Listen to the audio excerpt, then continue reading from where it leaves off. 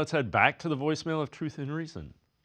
Where do I start? I mean, obviously, yesterday's result wasn't what we thought would happen, and I think we really need to have some hard conversations regarding Deshaun. I understand replacing him with any quarterback isn't going to fix the situation, but I think my faith in Deshaun is starting to dwindle. He hasn't really been able to flourish in the offense that Kevin has presented him. He presented him with the West Coast spread offense, and it's just like we haven't even been able to put up 20 points since last year.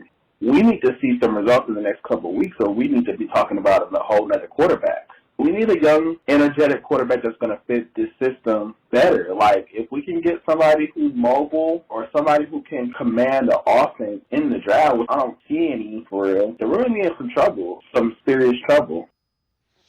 As always, appreciate all of the voicemails. Yeah, Ashley, we talked about the offense and how they were building it around Deshaun, and it hasn't looked good.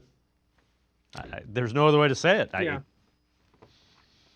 Yeah, I mean, it really hasn't. It hasn't lived up to those very high expectations so far. I mean, I do think first and foremost is the protection issues that they've had, right? I mean, if you can't protect your quarterback isn't going to be able to operate. And again, I think those protection issues, the blame can be cast in just about every direction. It is not just on this offensive line or the injuries they have there. So I think that's certainly made it difficult. Obviously, not having Nick Chubb is a very difficult thing to have to deal with because you don't have that surefire threat on the ground. Obviously, losing David Njoku in week one is a huge deal. You know, there are certain plays throughout the game yesterday where you look at, and Jordan Akins made a couple of nice catches, but you know, one of his catches was good for less than 10 yards. It was kind of hard to not look at it and be like, oh, if David was in that play, would it have been like a 16-yard catch or something like that, right? Would it have been a first down kind of play?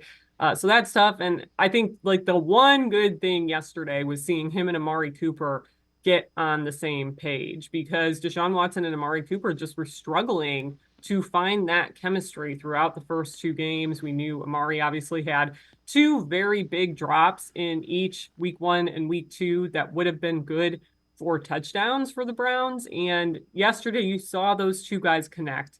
And I think that was, if you want something to be hopeful about heading into week four, for me, that was it, was seeing kind of Amari Cooper get into a groove. Because, you know, those are two guys who didn't play in the preseason.